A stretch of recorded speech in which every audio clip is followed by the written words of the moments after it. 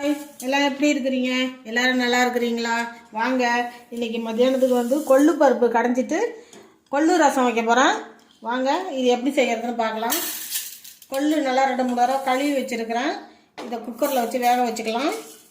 ஊற வைக்கலாம் தேவையில்லை, அப்படியே வேக வச்சுக்கலாம். இந்த கொள்ளு பருப்பு உடம்புக்கு ரொம்ப நல்லது.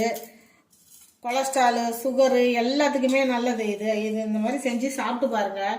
மாதத்தில் 2 தடவை 3 தடவை இந்த மாதிரி கொள்ளு பருப்பு சாப்பிடுங்க. உடம்புக்கு ரொம்ப நல்லது.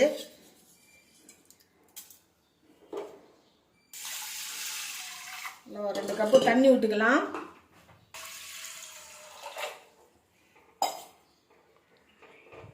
இதில் ரசத்துக்கு 2 தக்காளி போட்டுக்கிறேன். ஒரே ஒரு பச்சை மிளகாய் போட்டுக்கிறேன்.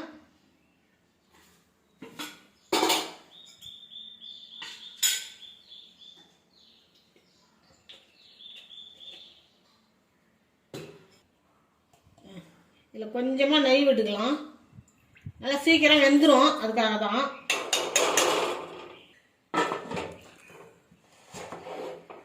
குக்கரை மூடி ஒரு 4லேருந்து ஒரு 5 விசில் விட்டுக்குவோம்.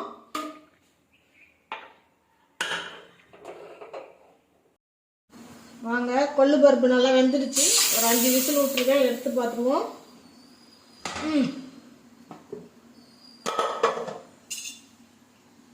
பாருங்க, நல்லா வெந்துடுச்சு. ரசத்துக்கு இந்த தக்காளி எடுத்துக்குவோம்.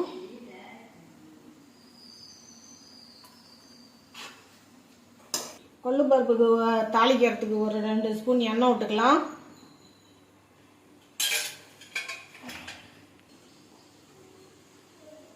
எண்ணெய் காஞ்சதும் ஒரு ஸ்பூன் சீரகம் போட்டுக்கலாம். சீரகம் பொரிஞ்சிட்டு ஒரு 5-6 பூண்டு பல்லு போட்டுக்கலாம். ஒரு கைப்பிடி சின்ன வெங்காயம் போட்டுக்கலாம்.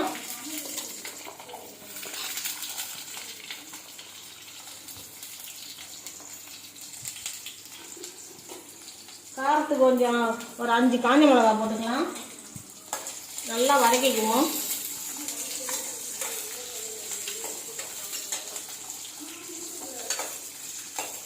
வெங்காயம் வதங்கிடுச்சு. 2 மீடியம் சைஸ் தக்காளி எடுத்து வச்சுருக்கேன், அதையும் இது கூட போட்டு வதக்கிக்குவோம்.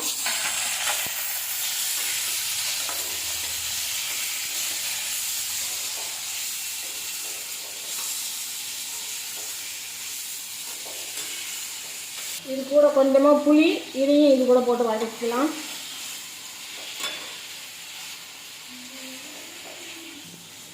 வெங்காயம் தக்காளி எல்லாம் நல்லா வதங்கிடுச்சு.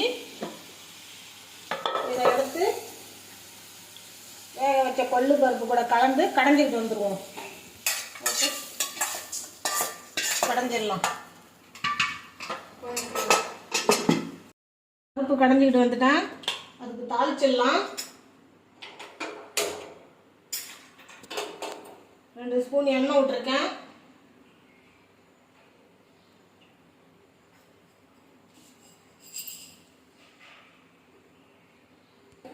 கடுகு உளுத்தம் பருப்பு போட்டிருக்கேன்.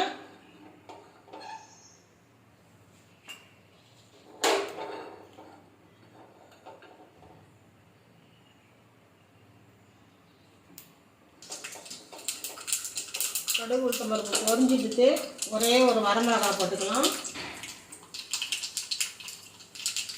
கொஞ்சம் பெருங்காயத்தூள் போட்டுக்கலாம்.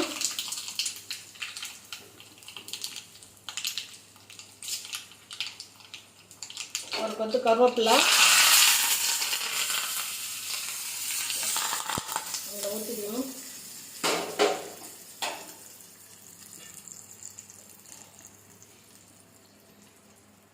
இதுக்கு தேவையான உப்பு போட்டுக்கலாம்.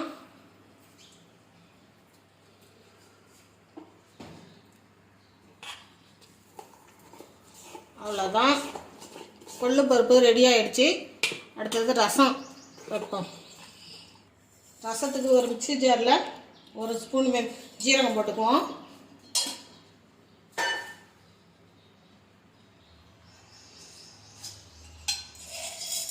ஒரு ஸ்பூன் மிளகு,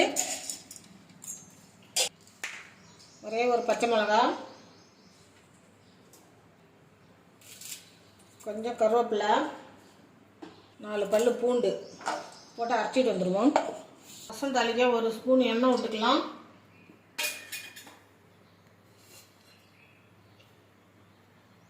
கடுகு போட்டுக்கலாம்.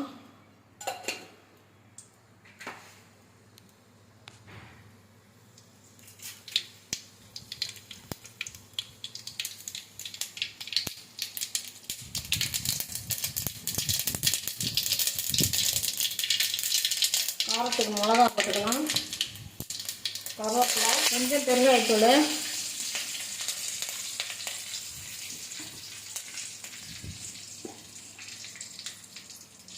ஒரு ஸ்பூன் மஞ்சள்தூள்,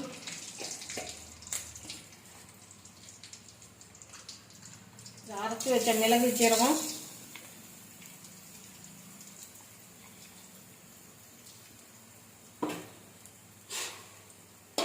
நல்லா வதக்கி விட்டுக்கலாம்.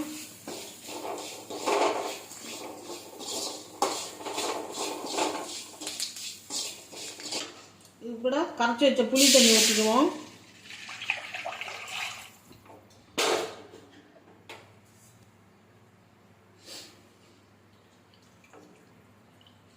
தக்காளியும் கொள்ளு தண்ணியும் எடுத்து வச்சிருக்கிறோம், அதையும் இது கூட கலந்துக்குவோம்.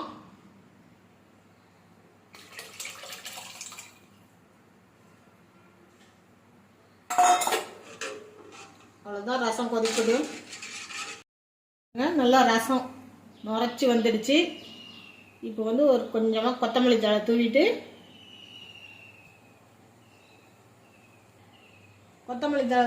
ஒரு பாத்திரத்தில் மாற்றிக்கலாம்.